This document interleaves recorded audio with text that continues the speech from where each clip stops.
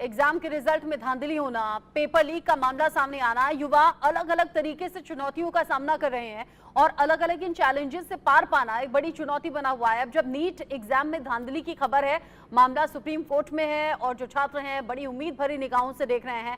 Hashtag री NEET यानी कि नीट का जो एग्जाम है वो दोबारा होना चाहिए, ये मांग भी हो रही है। इस पूरे मामले को लेकर सियासत भी चरम पर है। सचिन पायलट, रणदीप सिंह सुरजेवाला ने इस पर रिएक्शन दिया है, सुन लेते हैं। ये एक बहुत गंभीर मुद्दा है।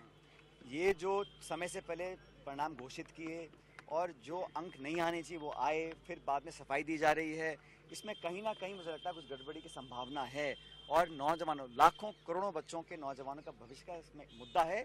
इस पर तो मुझे लगता है समय खोए बिना इस पर जांच होनी चाहिए। ऐसा संभव नहीं है कि जो अंक मैं देख रहा हूँ वो संभव नहीं आना, उसमें मार्किंग का जो प्रोसीजर है उससे भिन्न होकर यहाँ पर अंक दिए गए हैं। तो कहीं ना कहीं इसमें मुझे लगता है गड़बड़ी हो सकती है। इसकी कोई भी एजेंसी हो उसकी पूरी निष्पक्ष जांच हो। मैं हमेशा कहता आया हूँ, नौजवानों के भविष्य से खिलवाड़ करने का अधिकार किसी को नहीं है। कोई दल, कोई नेता, अधिकारी, अफसर कोई भी हो, नौजवानों का एग्जाम्स हो, परीक्षा हो, पेपर लीक हो, इसको हम कभी बर्दाश्त नहीं कर सकते, चाहे कोई सरकार हो, कोई भी हो। मैं तो हमेशा नौजवानों के हितों की पैरवी करता आया हूँ, करता रहूंगा। नीट एग्जाम यानी डॉक्टर और डेंटल डॉक्टर बनने के सपने के एनटीए के नीट एग्जाम में भारी आशंकाएं, विवाद, गड़बड़ झाले की बातें खुलकर सामने आ रही हैं।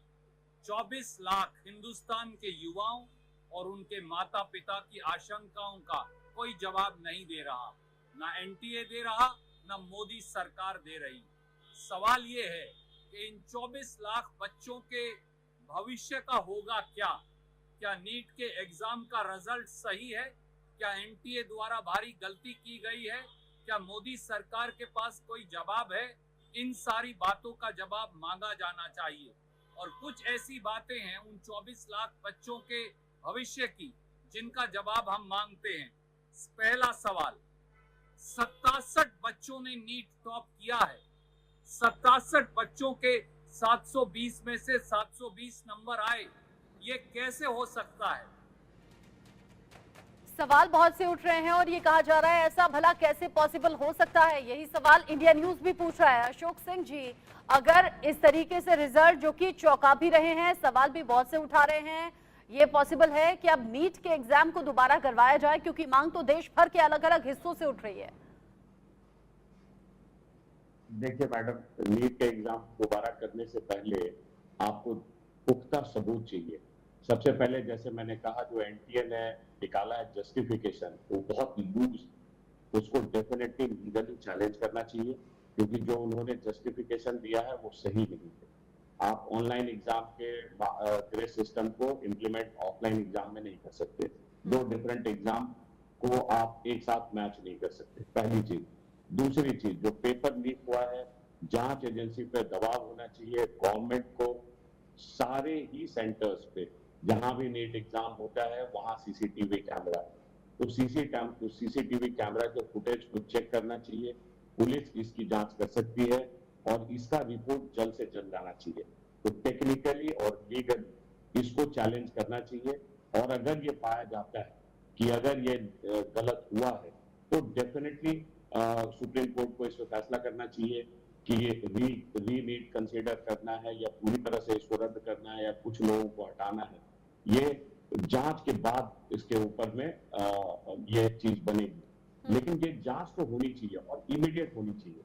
ये इस तरह का जो जस्टिफिकेशन, इन्होंने देखा कि बहुत प्रेशर बिल्डअप हो रहा है तो उन्होंने एक जस्टिफिकेशन लाकर रख दिया, वो जस्टिफिकेशन सही नहीं है।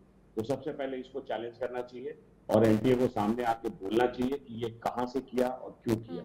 जब आपने इसको पहले से पब्लिश नहीं किया था तो किया क्यों, और ये करने की जरूरत क्या थी, तो ये उनको बताना चाहिए। दूसरा, जांच एजेंसी को जल्द से जल्द लाना चाहिए। जैसे पटना पुलिस ने 12 लोगों को अरेस्ट किया है, तो जल्द से जल्द पता करना चाहिए कि कौन कौन से सेंटर थे जहां गड़बड़ी हुई।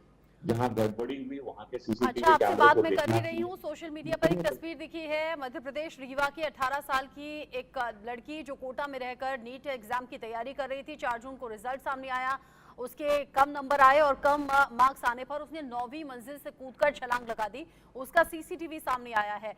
अब जब इस तरह की तस्वीरें और खास तौर पर कोटा में बार बार इस तरह की तस्वीरें सामने आई, अखिलेश कुमार जी, तो उन स्टूडेंट्स को समझाया कैसे जाए, क्योंकि माना कि इस बार तो धांधली है जो साफ नजर आ रही है और उसी पर सवाल हम भी उठा रहे हैं, आप भी उठा रहे हैं, लेकिन अक्सर ऐसा होता है स्टूडेंट्स अंडर प्रेशर आ जाते हैं जिसमें बहुत आसान लगता है उन्हें सुसाइड करना और पीछे रोता बिलखता परिवार छूट जाता है।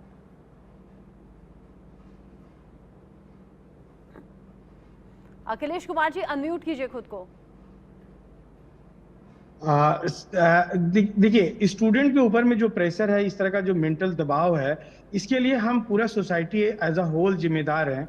तो सोसाइटी के सारे स्टेक होल्डर्स को इसके लिए सामने आना पड़ेगा। गार्जियंस को भी अपने बच्चों के ऊपर एक्सपेक्टेशंस का वो लबादा नहीं लादना होगा जिससे कि वो बहुत अंडर प्रेशर फील करें।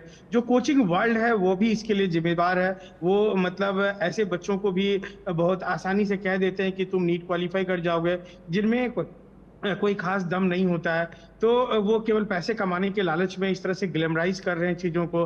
तो उनसे भी मेरा रिक्वेस्ट होगा, और बाकी जो सोसाइटी है वो उनसे भी मेरा रिक्वेस्ट होगा कि आप बच्चों के ऊपर बहुत ज़्यादा दबाव मत डालिए। अगर वो कोई डॉक्टर नहीं बनता है तो उसके आगे भी दुनिया है और वो किसी भी लेवल पे अपने चीज़ों को ठीक कर सकता है। एक बात मैं आपके मन से ये कहना चाहूँगा कि अभी भारत का कोई भी ऐसा राजनीतिक दल नहीं है जिनका ये मोरल राइट हो कि वो क्वेश्चन लीक का ऊपर में कुछ खास बोल पाए। कि आप अगर देखेंगे तो सभी राजनीतिक पार्टियों से जो रूल हो रहे हैं, स्टेट हो या केंद्र हो, वहां पे पेपर लीक हो रहे हैं। और उसमें जब तक बिग शॉट्स का हैंड नहीं होगा तब तक ये माफिया लोगों के ऊपर ये पेपर लीक नहीं हो सकता है। इतनी जांचें हुई, आज तक कभी किसी बिग शॉट्स के ऊपर में कोई कार्रवाई नहीं हो पाई। इसी का दुष्परिणाम है कि इस तरह की गड़बड़ी होती है। अब ये एनटीए के अंदर भी कोई ऐसे बड़े जरूर लोग होंगे, बहुत प्रिविलेज लोग होंगे जो इन गड़बड़ियों को फैला रहे होंगे। नहीं होता, बिना धांधली के ये नहीं होता। रजत, कुछ तो गड़बड़ है तभी इस तरह के रिजल्ट हैं और देश भर से एक साथ आवाज उठ रही है। दर्जा दिया गया डॉक्टर को। जब डॉक्टर ही फर्जी होंगे बड़े बड़े अस्पतालों में तो सवाल तो खड़ा होता है। तो लेकिन जिस तरीके से एक रिजल्ट घोषित कर देना चुनाव वाले दिन, जिस रिजल्ट जारी हो रहे थे इलेक्शन के, उसी दौरान